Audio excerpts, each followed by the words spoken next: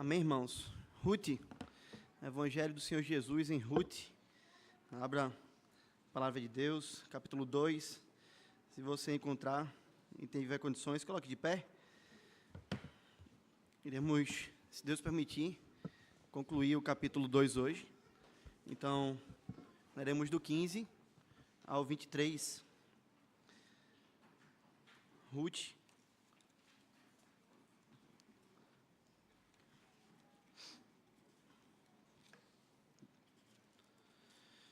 Ruth 2, do 15 ao 23, a santa palavra do Senhor nos diz então assim: Levantou-se ela para rebuscar, Boaz deu ordem aos seus servos, dizendo: Até entre as gavelas, deixai-a colher, e não a censureis. Tirai também dos molhos algumas espigas, e deixai-as, para que as apanhe, e não a repreendais. Esteve ela apanhando naquele campo até a tarde. Debulhou o que apanhara, e foi quase um éfa de cevada. Tomou, veio à cidade, e viu sua sogra o que havia apanhado. Também o que lhe sobejara, depois de fartar-se, tirou e deu à sua sogra. Então lhe disse a sogra: Onde colheste hoje? Onde trabalhaste? Bendito seja aquele que te acolheu favoravelmente. E Ruth contou à sua sogra onde havia trabalhado e disse: O nome do Senhor, em cujo campo trabalhei, é Boaz. Então Noemi disse à sua nora: Bendito seja ele do Senhor, que ainda não tem deixado a sua benevolência, nem para com os vivos, nem para com os mortos. Disse-lhe mais Noemi: Esse homem é o nosso parente chegado, e um dentre os nossos resgatadores. Continuou Ruth, a moabita. Também ainda me disse: Com os meus servos ficarás, até que acabem toda a cega que tenho. Disse Noemi a sua nora: Ruth, bom será, filha minha, que saias com as servas dele, para que no outro campo não te molestem. Assim passou ela a companhia das servas de Boaz, para colher, até que a cega da cevada e do trigo se acabou, e ficou com a sua sogra. Amém. Pode sentar, querido. Meu irmão, minha irmã, o que há de pior do que ser enganado? O que há de pior do que a mentira? Do que quando alguém passa a perna em você? Eu me lembro de algumas vezes que eu fui enganado, em que eu me senti, de fato, revoltado até. Em nossa lua de mel, nós fomos fazer um passeio, e eu perguntei o preço ao rapaz do passeio, e eu vi o rapaz olhando para Raquel. E como às vezes a Raquel parece meio gringa, ele olhou para Raquel e ele fez o quê? Claro que ele aplicou, na verdade. Ele cobrou R$100 no passeio. E eu olhei para ele e disse: Espera aí, meu amigo. Veja, eu sou daqui, eu sou da região, eu sou de Recife, aqui pertinho. Diga o preço certo, vá, pode dizer. Ele olhou para mim e disse: 60. Percebe? Ele estava querendo me enganar. Pensa numa raiva que dá, não é verdade? Que raiva é pior do que a enrolação de um flanelinha? Certamente você já sentiu assim, não é? Para ali no Marco Zero e vai estacionar o seu carro para você ver o que é que acontece. Para ali em Porto de Galinhas e vai estacionar o carro. Rapidamente aparece um cara com um colete brilhante. Na verdade, agora eles usam coletes. E você vai ouvir ele dizer assim: Doutor, a vaga aí é R$10. Ou então R$10, né? Você já olha para aquele cara ali e ele vai dizer assim: Veja, pode ficar tranquilo que aqui eu tomo conta. Aqui está comigo. Aqui está seguro. Ele cobra um valor para você como se aquela vaga fosse privada, fosse dele. Ele ainda diz que está olhando o teu carro. Mas, na realidade, ele está te enganando. Você sabe disso. Ele está olhando o carro de quem? Dele próprio? Porque, veja, muitas vezes você fica mais preocupado com flanelinha do que com o seu carro ser roubado, não é verdade? Você, se quiser, sim, olhar e falar assim: eu não quero que você esteja aqui, pode sumir daqui, eu não preciso de você, o carro vai estar aqui, no mesmo lugar, e talvez muito mais seguro do que se você, de fato, estivesse aqui. Isso é enganação, meus amados. A última foi agora, recentemente. Eu estava no aeroporto, a caminho de Manaus, e eu vi uma história de uma pessoa de confiança anunciando um fone na JBL com R$150 de desconto. E eu estava perto de entrar já no avião, né, era uma promoção da Shopee, e eu liguei para a Raquel e fiz, compra esse fone aí, porque o preço está muito bom, é uma promoção muito boa, pode comprar, achei que era de confiança. Mas, meus irmãos, o fone era mais falso do que dizer que o Santa Cruz é um time bom. Chegou lá em casa e eu olhei assim, eu fiz, amor, pensa na desgraça, olha o que a gente comprou. Vê que tristeza. Eu fui enganado, meu querido. E pensa na chateação que eu fiquei. Ser enganado é muito ruim. Você certamente já foi enganado várias vezes. Às vezes o engano nos quebra todo. Às vezes o engano nos faz chorar. Quando alguém, por exemplo, em que nós confiamos, nos engana, vive uma outra vida, mente para a gente, ou quando a gente cai em um golpe financeiro e a gente perde o dinheiro que a gente trabalhou muito tempo para poder conseguir. São coisas que, quando acontecem com a gente, de fato, nós sofremos um dano muito grande em decorrência do engano. Mas eu queria dizer para você algo hoje. Eu queria dizer para você e para mim que há enganos piores do que esses, irmãos. Há enganos piores do que uma pessoa próxima que te trai. Há enganos piores do que levar um golpe financeiro. Há enganos muito piores do que um flanelinha que tenta te extorquir no meio da rua. E esses enganos, meus irmãos, às vezes nós estamos vivendo nele. E muitas vezes nós nem percebemos. São enganos que vão tomando as nossas pernas. Sabe aquelas cenas de filme onde você vê uma raiz saindo no pé do personagem, ela vai enrolando o personagem ali de pouquinho em pouquinho e vai tomando todo ele? Às vezes nós estamos passando por situações como essa, irmãos. São enganos que vão nos paralisando, vão nos deixando sem esperança, vão tapando as nossas bocas para que nós possamos não falar mais, vão ensurdecendo os nossos ouvidos, vão tomando conta dos nossos olhos e fechando os nossos olhos. São enganos que nos tomam de tal maneira, que parece que eles nos envolvem de tal maneira que nós não estamos sentindo mais nada, e estamos vivendo, achando que aquilo tudo é uma situação normal, achando que nós estamos vivendo uma vida normal, mas na realidade estamos afundados em engano. Sabe que enganos são esses, queridos? Os enganos do nosso coração, as mentiras que contaram para nós, as mentiras que nós interiormente tomamos como verdade, as mentiras que nós passamos a viver elas, como se aquilo fosse fato o que nós devêssemos fazer. Elas são tão sérias, irmãos, e algumas delas cauterizam tanto a nossa mente, que nos deixam completamente insensíveis. São mentiras, às vezes, que não são nem contadas por outras pessoas. São mentiras, às vezes, que são contadas por nós mesmos. Os enganos daquele que a Bíblia chama de enganoso. Os enganos do nosso coração. Os enganos daquele que é mais corrupto de tudo que nós temos em nosso corpo, no nosso próprio coração. São enganos internos, irmãos, que às vezes tomam o nosso corpo inteiro e nos levam a vivermos uma vida terrível, uma vida amarga, uma vida de tristeza, uma vida de medo, uma vida de pânico, uma vida de completa desesperança. Mas, meus irmãos, os enganos, as mentiras, podem nos afetar drasticamente quando acreditamos nelas.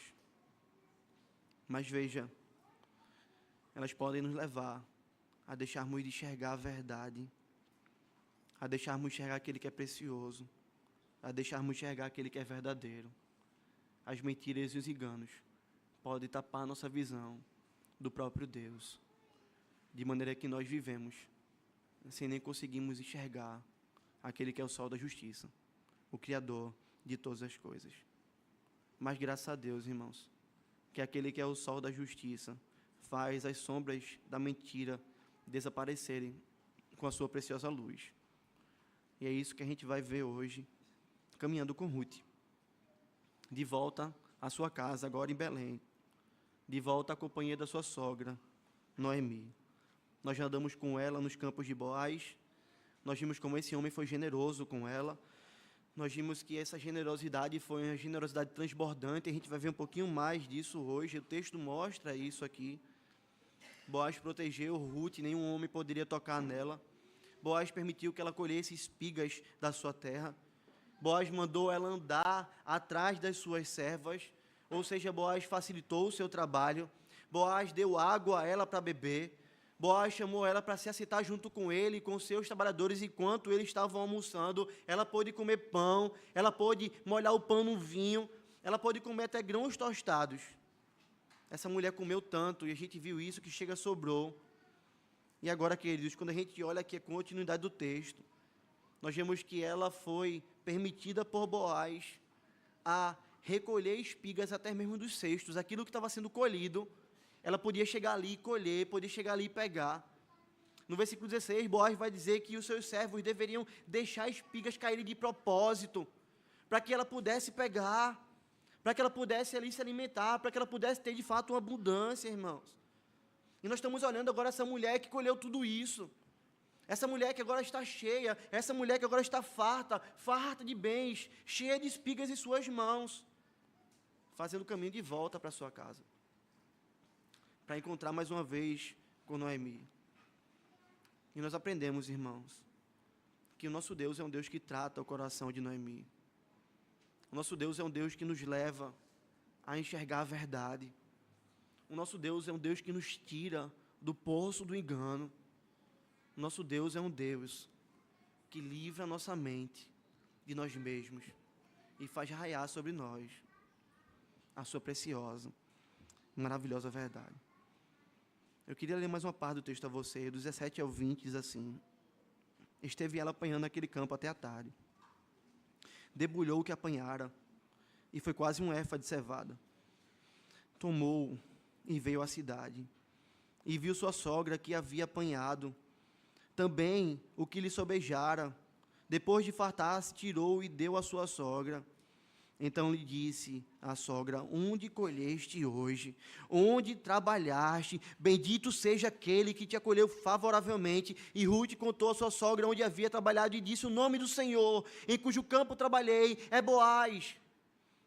Então Noemi disse à sua nora: bendito seja ele do Senhor, que ainda não tem deixado a sua benevolência, nem para com os vivos, nem para com os mortos. Disse-lhe mais Noemi: esse homem é nosso parente chegado e um dentre os nossos resgatadores.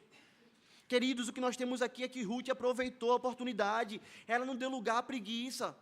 O texto vai dizer que ela trabalhou, e ela trabalhou até a tarde, ou seja, ela esticou o seu horário, ela de fato fez o que deveria fazer. Ela trabalhou duramente.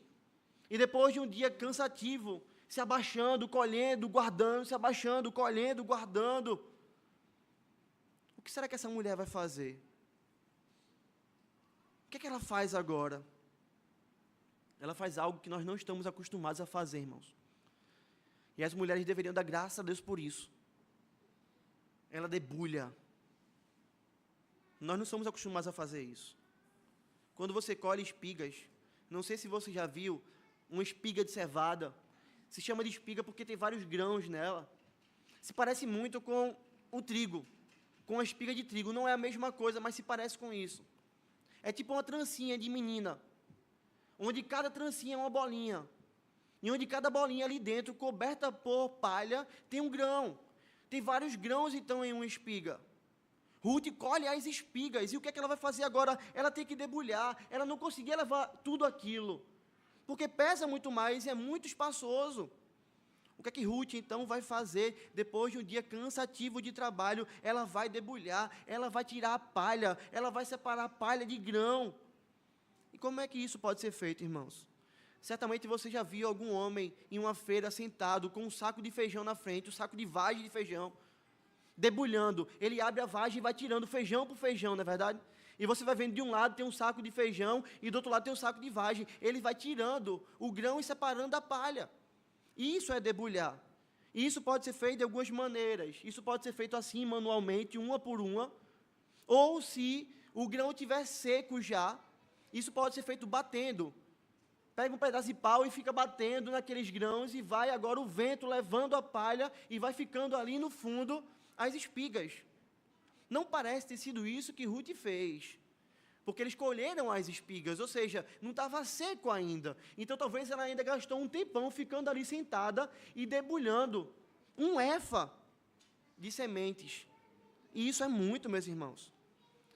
Estudando aqui o texto, eu vou ver que alguns comentaristas vão dizer que um éfa equivalia a 13 quilos de cevada. Outros vão dizer que equivalia a 18 quilos. Veja, seja 3, seja 18, vamos botar 15. Ficar ali no meio é muito. Imagina você debulhar 15 quilos de espigas. Ali tirando a palha, agora só tem os grãos. Essa mulher faz um trabalho árduo. Quando você compra um saco de feijão no mercado, a próxima vez que você fizer isso, louva a Deus, Senhor, obrigado, porque eu não precisei debulhar, está tudo prontinho aqui já. É só tirar, o máximo que eu faço é catar, colocar no fogo para cozinhar. Ruth teve que fazer isso, querido. Ruth teve que agir assim. O comentarista bíblico, Robert L., ele vai dizer que a quantidade de espigas que essa mulher colheu era o equivalente a meio mês de trabalho de um trabalhador. Olha quanto ela colheu. Olha como foi abundante. Era com abundância agora que Ruth estava retornando para sua casa. Depois de um dia longo de trabalho, depois de debulhar as espigas, carregando nas suas costas agora um cesto, com provavelmente ali 15 quilos de espigas, voltando para casa cansada. E quando ela chega em casa cansada, o que é que acontece? Noemi viu que ela havia apanhado. Noemi observou a cena. Noemi olhou para aquela cena. Irmãos, ela vai começar a perguntar agora a Ruth. Ela vai começar a conversar agora com Ruth. Sejamos sinceros, irmãos. O que é que nós iríamos falar se fôssemos Ruth? Será que a gente não ia chegar para Noemi e dizer assim: eu trabalhei o dia todo. Eu estou exausta. Eu não quero falar com ninguém, eu preciso de um banho. Tudo que eu preciso é da minha cama. Eu vou comer o resto da comida do almoço que eu tenho aqui guardado comigo, que sobrou. E ela guardou, o texto diz isso. E eu vou comer e eu vou dormir. Talvez a gente pensasse assim, não é? Às vezes a gente age assim, não é, homens, quando a gente chega em casa. A cabeça está tão cheia, a gente está tão cansado. Parece que a gente ignora a nossa família, as necessidades. Pastor, essa mulher fala demais. Essa mulher só faz falar. Tudo que eu queria é um pouquinho de silêncio. Às vezes a gente age assim com os idosos, não é? Idoso gosta de perguntar, não é verdade? E às vezes quando pergunta, conta uma história, e conta aquela história que você já ouviu 10 vezes, e você não tem mais paciência. Irmãos, Ruth não era assim. Ruth era uma mulher paciente. Ela não estava preocupada consigo mesmo. Ela estava mais preocupada com a sua sogra. Mesmo a sua sogra sendo uma mulher amargurada. É isso que a gente viu no capítulo anterior. Ruth saiu para colher espiga para as duas, e ela não ouviu da sua sogra nenhum: Deus te abençoe. Vai em paz, que Deus te abençoe. Ela não ouviu nem isso. Vai, filha minha, vai. Ruth amava Noemi com o amor que nós vimos aqui. O amor recede, o amor incondicional, o amor que não depende em nada para que seja executado. E ela demonstra mais uma vez esse amor em atitude. O texto vai dizer no versículo 17, que daquilo que sobejara, depois dela fartar, ou seja, aquilo que sobrou do seu almoço, ela tirou e ela deu à sua sogra. Ela cuidou de Noemi. Ela proporcionou a Noemi comida, agora já feita, sem precisar cozinhar. Veja como seria cansativo agora fazer pão. Talvez Noemi não tivesse mais quase nada em casa. Se tivesse pouco, ou tivesse passado o dia sem comer. Ruth, ela não come e vai dormir. Ruth, ela se preocupa com Noemi. Ela dá a Noemi aquilo que havia sobrado. E, meus irmãos, que Ruth nos ensine a amar pessoas amargas. E às vezes isso é bem difícil, não é verdade? Seja sincero, amar alguém que é amargo é muito ruim. Às vezes é mais fácil você amar um inimigo do que você amar alguém que é amargo. Porque o inimigo está longe de você.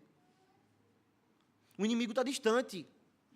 Mas quando você tem dentro da sua casa alguém que só vive reclamando, alguém que só vive murmurando, alguém que está amargo da vida, que não dá um sorriso, que nada para ele é bom, tudo que você faz não presta. Todas as bênçãos que tem ao redor, nada disso serve.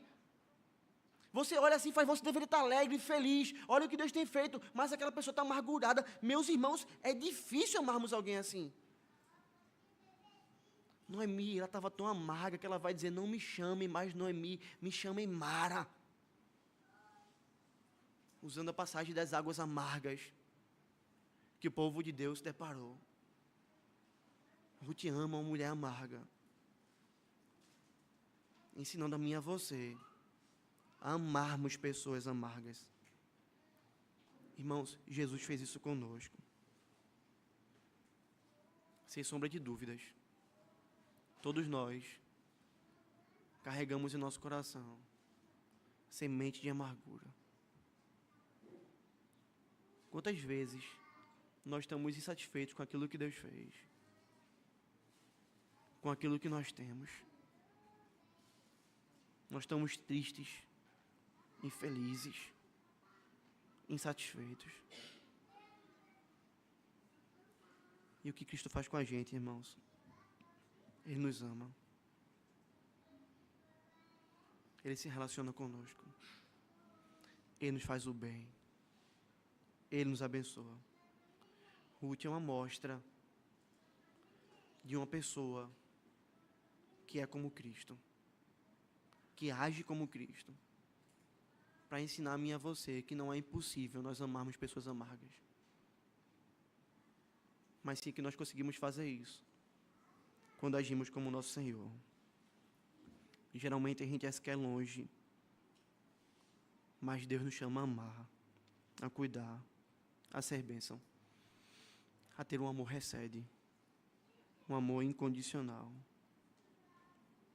Mas o texto segue, irmãos, e nos leva para o ponto ápice do texto. Noemi começa a olhar aquilo que Ruth carregava.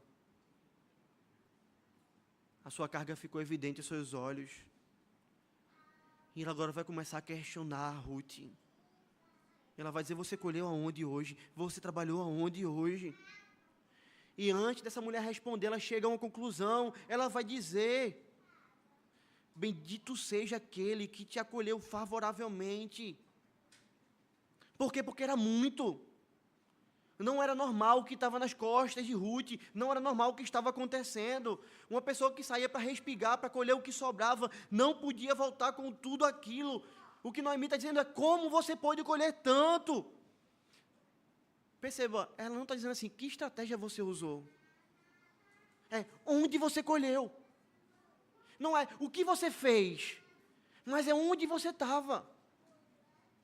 Não é como você fez, mas é quem te abençoou. É quem te acolheu.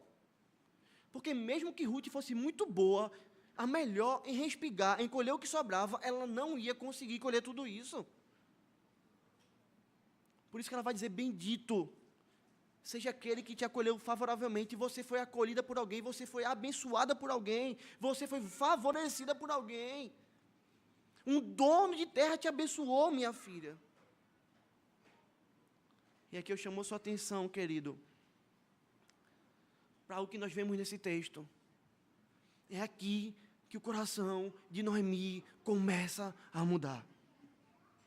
É aqui que o Senhor começa a avivar individualmente a sua filha, a cuidar dela, tirando a amargura. Deus já tinha mostrado a ela várias vezes, mas agora o Senhor começa a agir no íntimo dela, no íntimo do seu ser.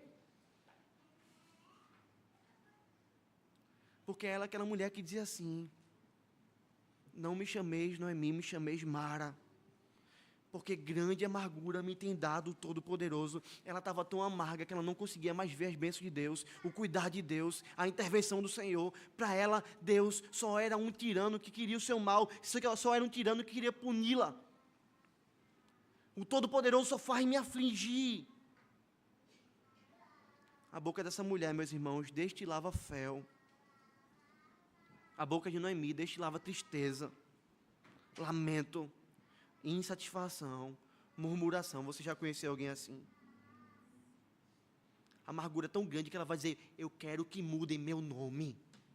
Eu não quero mais que me chamem Noemi, eu quero que me chamem Mara, eu quero que me chamem de amarga, eu quero que todo mundo veja o que de fato eu sou, o que eu entendo que eu sou. Era nisso que Noemi estava acreditando. Quando ela chegou a Belém, para ela Deus havia abandonado. Para ela, Deus agora só tinha uma face. A face da ira. Para ela não havia mais esperança, ela estava já velha. Para Noemi restava apenas uma coisa na mente dela: eu vou viver uma vida miserável aqui, eu vou morrer. Só me resta isso. Para ela, Ruth não era uma bênção. Você não consegue ver ela louvando Ruth em momento nenhum. Noemi não conseguia ver Ruth como um precioso cuidado do Senhor para a sua vida, mas sim como uma moabita, que ela tinha que tratar como filha, mas que não tinha muito a agregar na sua situação, e mudar a sua amargura, e ensinar as dores do seu coração. Para Noemi, Ruth não era uma brisa no deserto. O coração dessa mulher, meus irmãos, estava mais seco do que o sertão, mais seco do que o deserto. Era uma terra rachada, tomada pelos espinhos da amargura. Mas o nosso Deus é um Deus que abre rios no deserto. O nosso Deus é um Deus que faz surgir uma nascente onde é impossível. E aqui perceba, a nascente nasceu. E ela começou a gotejar.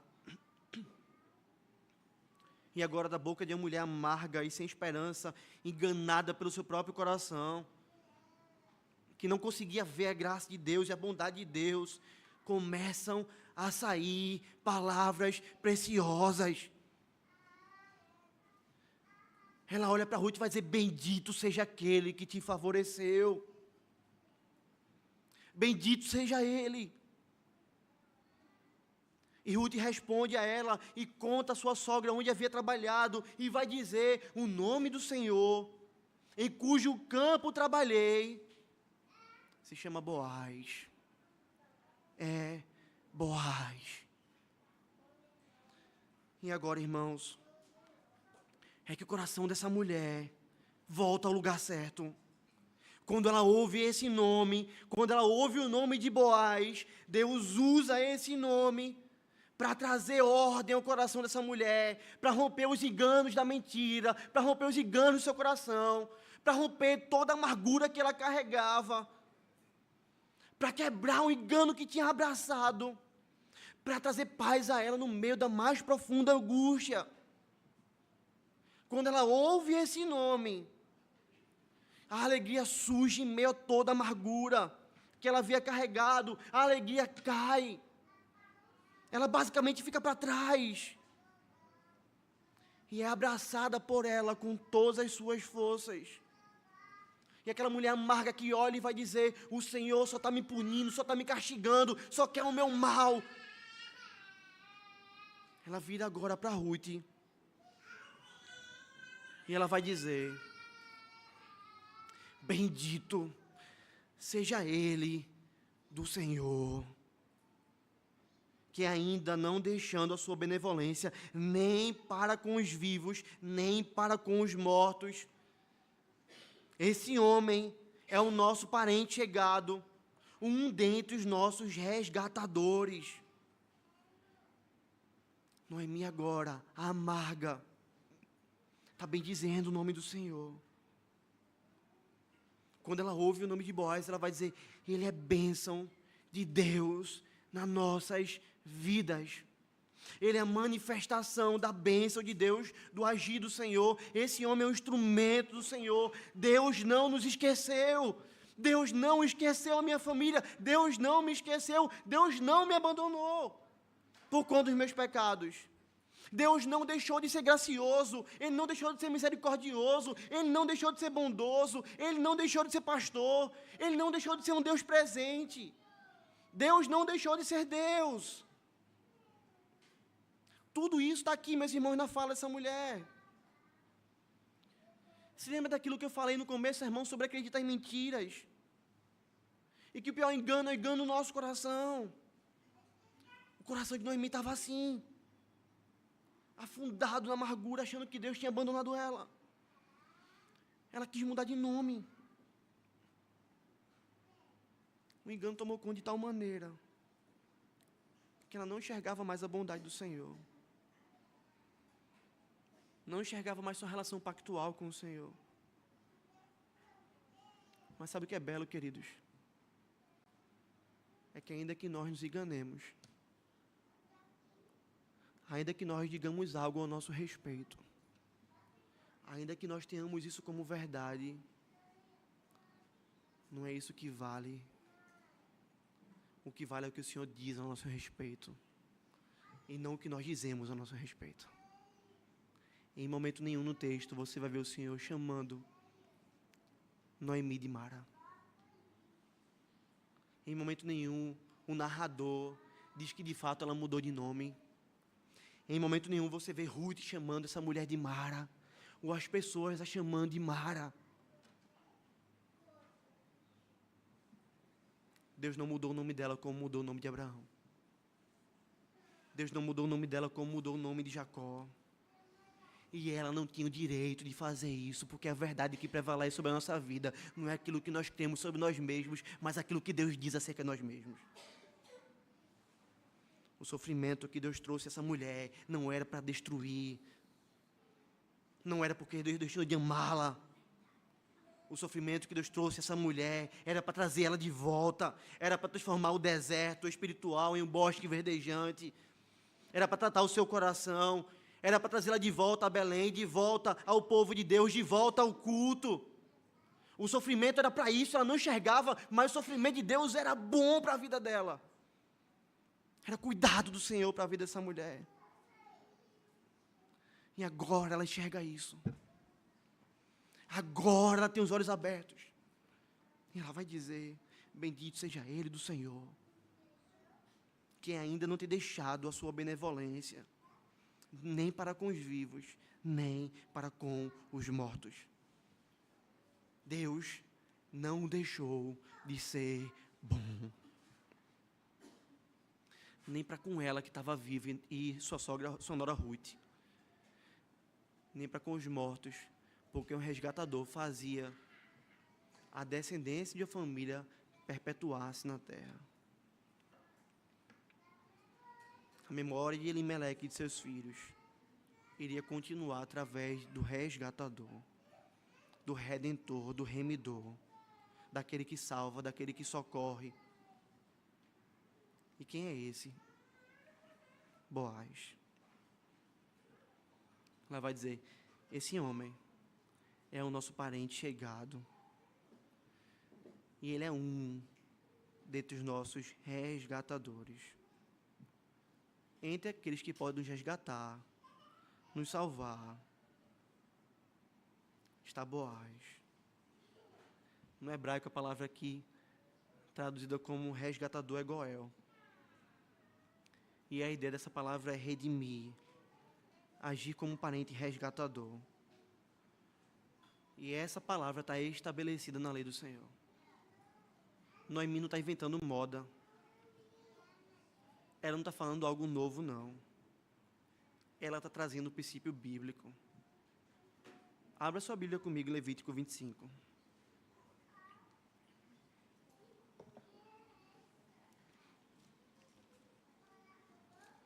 Nós vamos andar em algumas partes desse texto para podermos entender isso. Deus cuidava do seu povo. Deus zelava pelo seu povo. E zela. E deu leis para esse cuidado.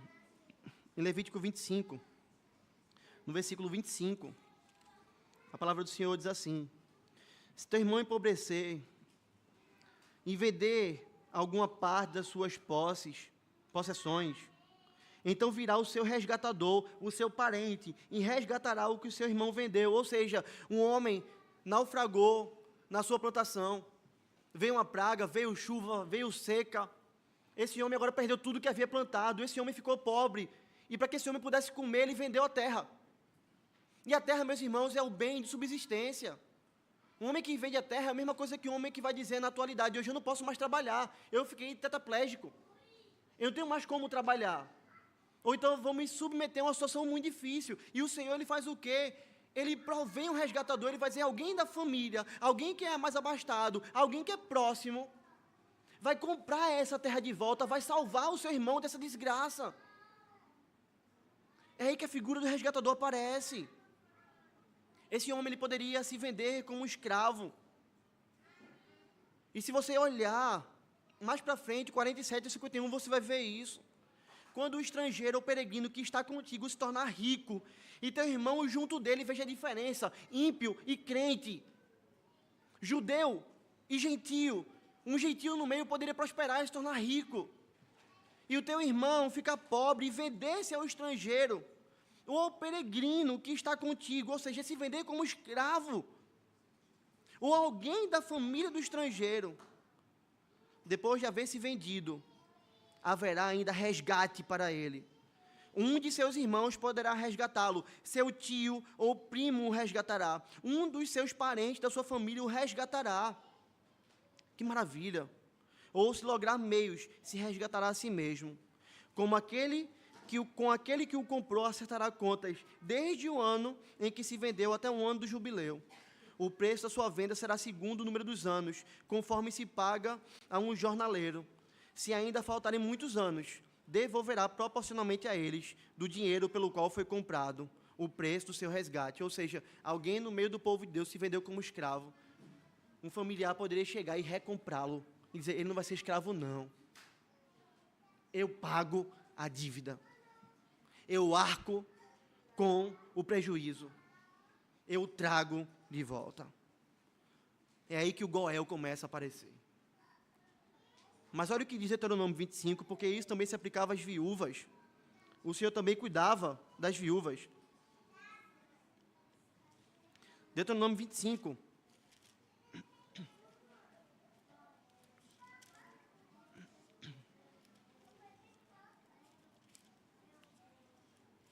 Do 5 ao 10. Se concentre, querido, foque aqui para você poder entender.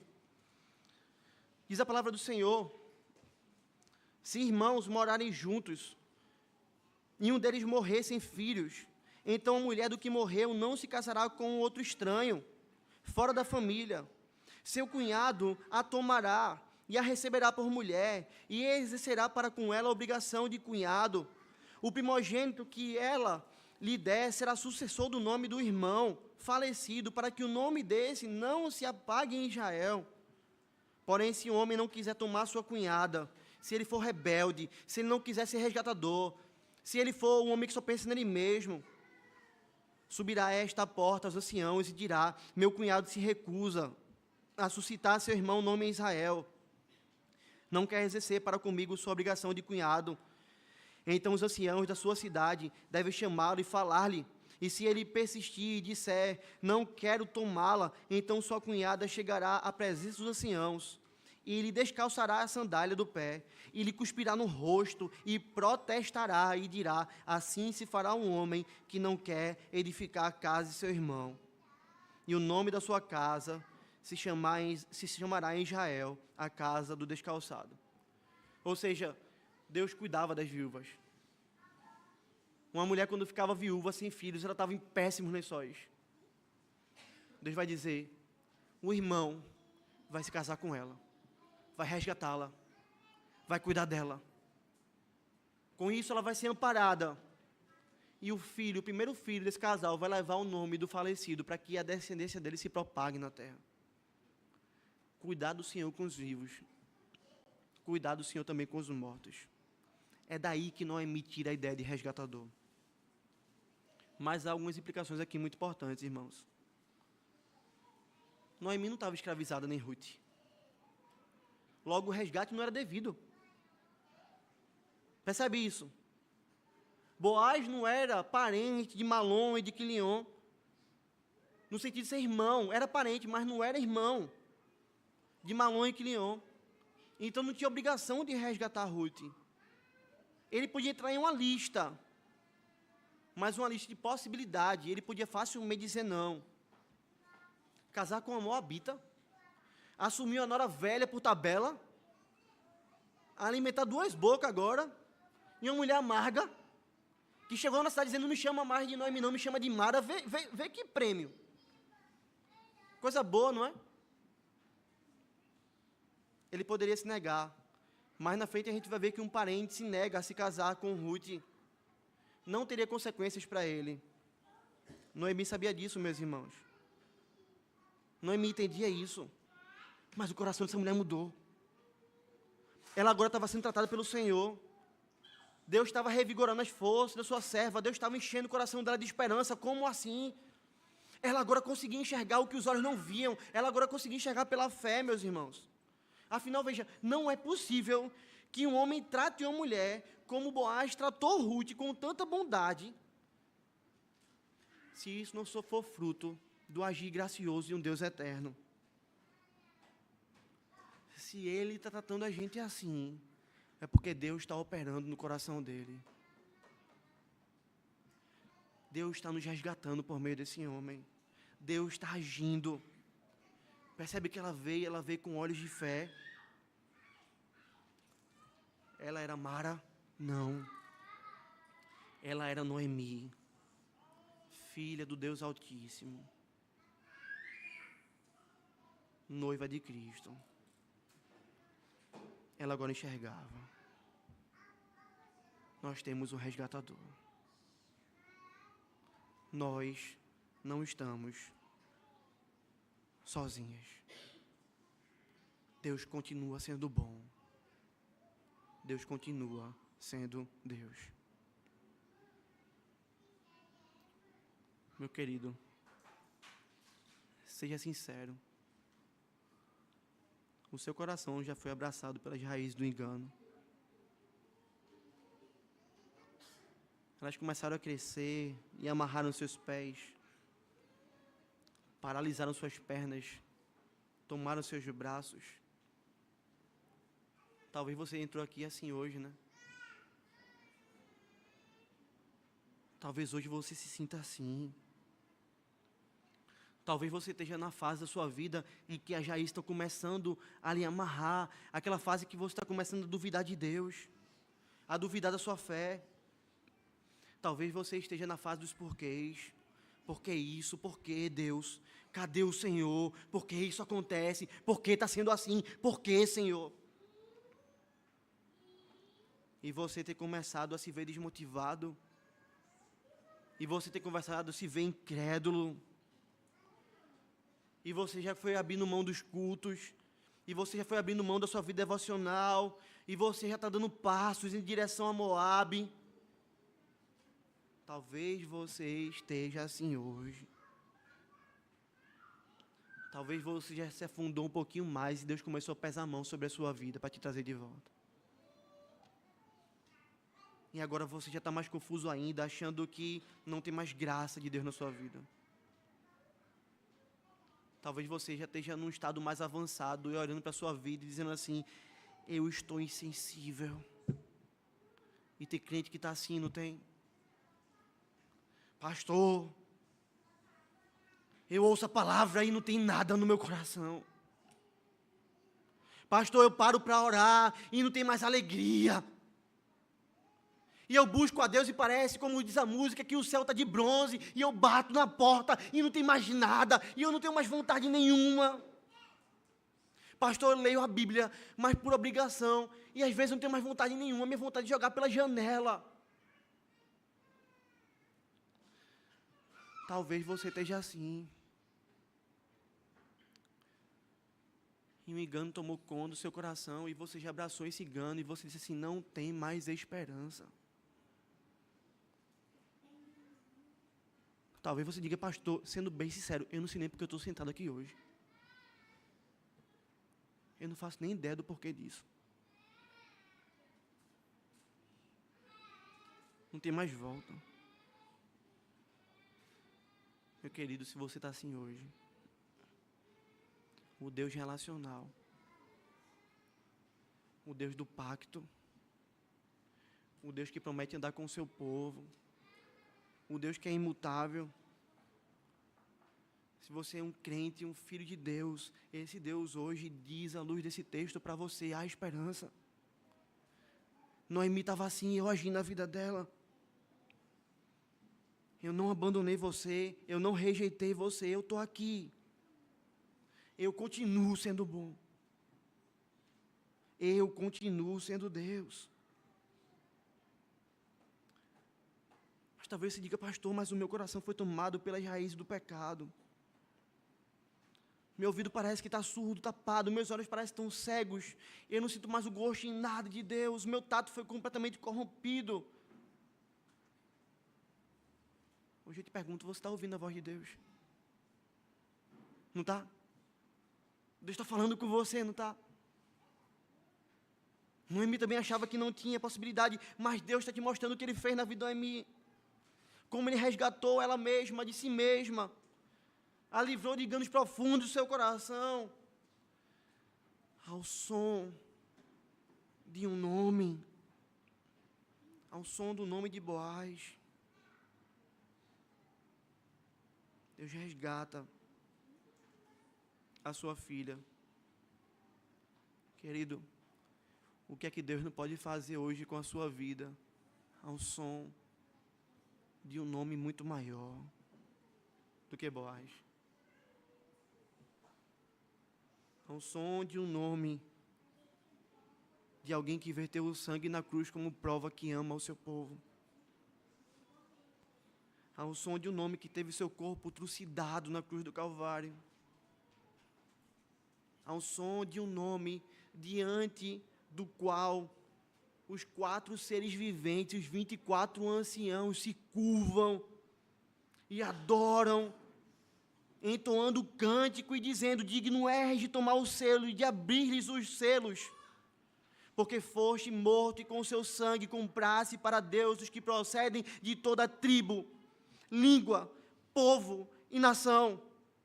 E para o nosso Deus constituísse reino e sacerdote e reinarão sobre a terra. Deus mostrou uma sombra a Noemi. Deus mostrou Boaz a Noemi, para quebrar o engano do coração dela. Mas Deus hoje mostra ao seu povo o Senhor Jesus Cristo, o Filho de Deus, o Redentor. E Ele diz, orem para Ele. Ele é o Redentor perfeito. Ele voluntariamente pagou com o seu sangue. Ele comprou um povo para mim. Olhe para meu filho e seja salvo. Esse é o nosso Deus, meus irmãos. É um Deus que pode trazer esperança e restaurar sua fé, fortalecer suas pernas, transformar a amargura em esperança, a tristeza em alegria. Diante desse Deus, a desesperança é aniquilada. Diante dele, os mortos vivem. Diante dele, até a tristeza salta de alegria, meus irmãos.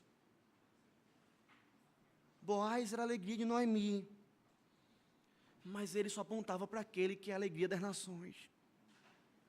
O Senhor e Salvador Jesus Cristo. Você hoje se vê enganado pelo seu coração. Eu só tenho algo a te dizer. Olhe para o Cordeiro de Deus. Deposite a sua fé nele. Clame a Ele por restauração e graça. E Ele é aquele que diz em João 6:67, todo aquele que o Pai me dá, esse virá a mim. E o que vier a mim, de maneira nenhuma lançarei fora. De modo algum.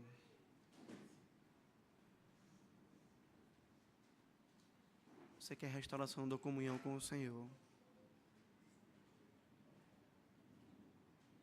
Você quer a dureza do coração sendo vencida? Olhe para o Cordeiro de Deus. Olhe para o Senhor Jesus. O texto continua, irmãos. E ele mostra que além da gente olhar para o Cordeiro, nós devemos nos colocar debaixo do cuidado do Cordeiro e caminharmos por onde o Cordeiro nos manda caminhar. Isso é visto quando Noemi orienta Ruth Ruth vai dizer, ele também me disse, com os meus servos ficarás, até que acabe a cega, toda a cega que eu tenho. Noemi responde a ela assim, bom será, filha minha, que saias com as servas dele, para que no outro campo não te molestem. Assim passou ela a companhia das servas de Boaz para colher, até que a cega da cevada e do trigo se acabou, e ela ficou com a sua sogra. Perceba, uma mulher mais velha instrui uma mulher mais nova. Ruth, é bom que você faça isso. Você está protegida. Você está cuidada nessa terra por Boaz. Nesse campo daquele que é o resgatador, você tem segurança. Aquela que saiu da desgraça. Aquela que deixou Moabe. Aquela que deixou seus deuses. Aquela que saiu viúva.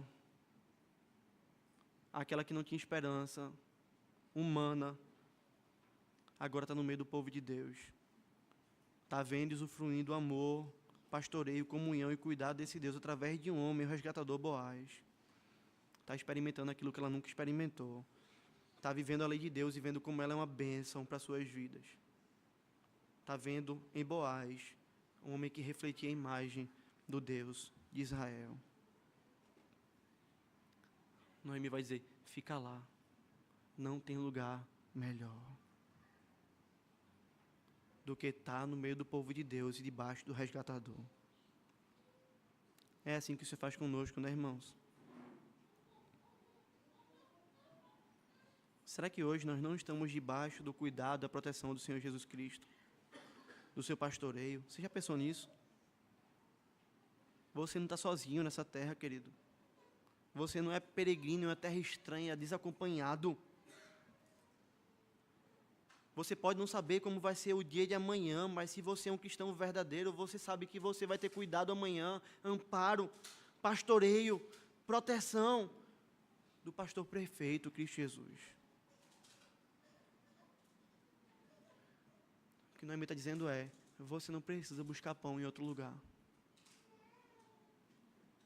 Você precisa buscar pão naquela terra, debaixo do seu resgatador.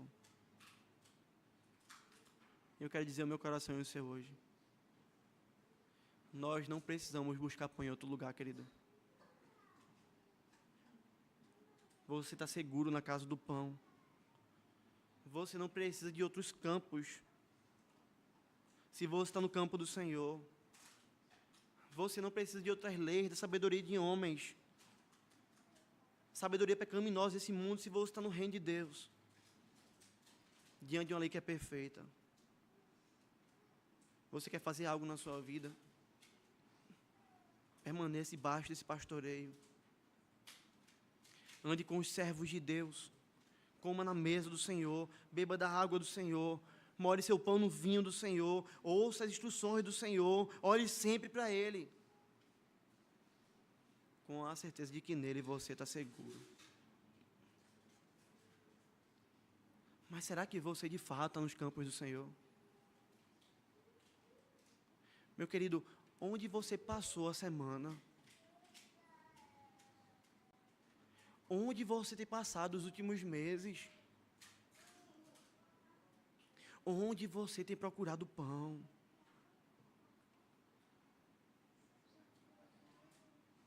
Como foi sua semana? Será que na semana você buscou satisfação e segurança no seu trabalho? Eu trabalhei tanto, pastor, essa semana, mas tanto, foi produtiva. Que bênção. Mas quanto Deus trabalhou na sua vida nessa semana? Quanto você ouviu a voz do Senhor? Quanto você foi consolado pelo Senhor? Quanto você se viu pastoreado pelo Senhor? Quanto você falou com o Senhor? Quanto você se relacionou com Ele? Nos campos de Boaz, Ruth falava com Boaz e comia a sua mesa. Ruth tinha comunhão com Boaz. Meus irmãos, se nós estamos nos campos de Cristo, certamente Cristo tem sido o nosso companheiro.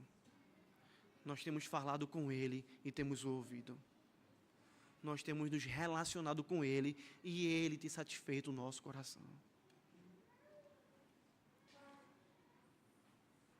Qual foi a comida que você comeu nessa semana? Ela te satisfez? Você esteve seguro ou vagando como filho pródigo? Seja sincero. Será que nessa semana você juntou água em uma cisterna rachada? Juntei água, pastor, mas sempre estava vazia. Pastor, meu coração estava seco. Deus sabe, querido. Seco. Levado pelos temores, pelas angústias da vida, buscando refúgio em rios do Instagram, em filmes e séries para esquecer dos meus problemas. Seco. Sedento. Insatisfeito. Sem alegria. Você está com fome? Depois de uma semana sem comer? Será que na semana você chegou a comer a comida dos porcos? Se afundando mais ainda no pecado? O gosto era bom? O cheiro era bom? Talvez hoje caiu a sua máscara do engano que você mesmo estava carregando e você olha para você e faz, pastor, eu estou fedendo. Eu sinto o cheiro de comida de porco nas minhas vestes, nas minhas mãos, na minha narina. Eu busquei tanta satisfação fora do Senhor e tantas coisas que desagradam ao amado da minha alma. Eu comi em outros campos e eu não aguento mais. Talvez você esteja dizendo isso. Talvez o peso do remorso esteja assolando a sua alma e você esteja pensando, como eu pude fazer tamanha coisa contra meu Salvador? Como eu pude abandoná-lo e buscar satisfação terrena? Como eu pude abandonar o Senhor e ir atrás da pornografia, ir atrás da embriaguez, de uma busca desenfreada por dinheiro, por lazer, atrás da homossexualidade, do adultério, da fornicação, de uma vida de sexo fora do casamento, de uma vida de mentira, de engano. Como eu pude abandonar o meu Senhor assim? Se o seu coração hoje está cheio de remorso, de peso dos seus pecados, se você hoje entende que você não esteve no campo de Cristo, mas no campo desse mundo, eu quero hoje te dizer, a forca não é o seu lugar. A forca não era a melhor opção que Judas tinha quando ele traiu Cristo. Mas tomado pelo peso do remorso, por ter traído o Senhor Jesus, ele escolheu a forca. Meu querido, você pode estar sujo, cheirando mal, com fome, com sede, sem saber se há um caminho de volta. Mas hoje eu quero te dizer, o mar é a melhor opção para você. O mar é a melhor opção. Pedro negou o Senhor Jesus 3 vezes. Ele o traiu 3 vezes. Ele preferiu os campos desse mundo, ele achou que tinha segurança lá. Ele saiu dos campos do Salvador e foi para os campos do mundo. Jesus manda eles jogarem as redes do outro lado, eles jogam. É tanto peixe que não dava mais para sustentar, eles tinham que voltar para a margem do rio, não dava para subir a rede. Pedro olha, ele pensa, ele vai dizer, é o Senhor. Só pode ser o Senhor. Não tem outro que tenha capacidade de fazer isso, não. Ele veio ao meu encontro, só pode ser Ele. Em vez de se matar pelo peso do remorso, a palavra de Deus vai dizer assim, é o Senhor. Simão Pedro, ouvindo que era o Senhor, cingiu-se com suas vestes, porque havia se despido, e lançou-se no mar. Irmãos, eu acho que um homem nunca deve ter nadado tão rápido. Ele foi ao encontro do Senhor. E chegando ao encontro do Senhor,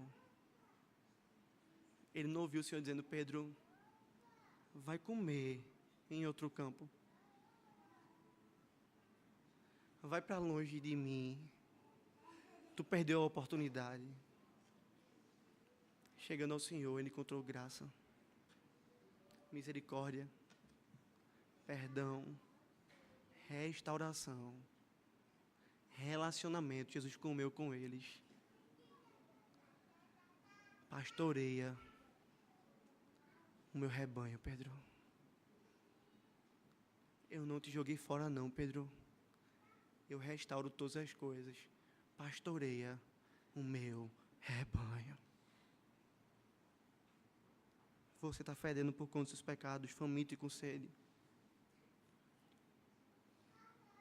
Sobre o peso do remorso.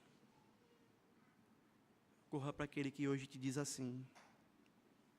E eu vou ler as palavras dele para você. Vinde a mim, todos os que estáis cansados e sobrecarregados. Eu vos aliviarei. Tomai sobre vós o meu jugo e aprendei de mim, porque sou manso e humilde de coração. Você está cansado, ele vai dizer, e achareis descanso para a vossa alma. Porque meu jugo é suave, o meu fardo é leve. Você está com fome, cansado, distante da comunhão dele. Ele hoje diz a mim e a você, tomai e comei, isso é meu corpo.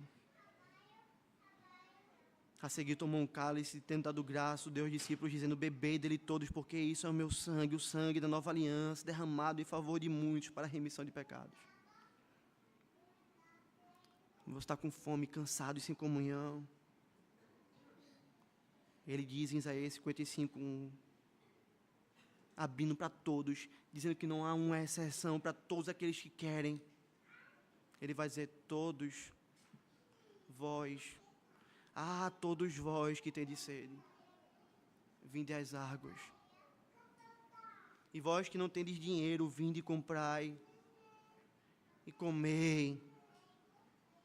Sim, vinde comprar e comei, sem dinheiro, sem preço, vinho e leite. O que você está esperando, meu querido? O que você está esperando? As portas da graça estão abertas. Ao som do nome de Boaz, o coração de Noemi voltou ao lugar. Ao som do nome de Cristo, seu coração pode voltar ao lugar hoje também. Mesmo que pareça não fazer sentido, mesmo que você não entenda, ore hoje para aquele que vive e reina para sempre. E descanse debaixo do seu cuidado, do seu pastoreio, e permaneça nesses campos. Seja você alguém que nunca teve Cristo na sua vida.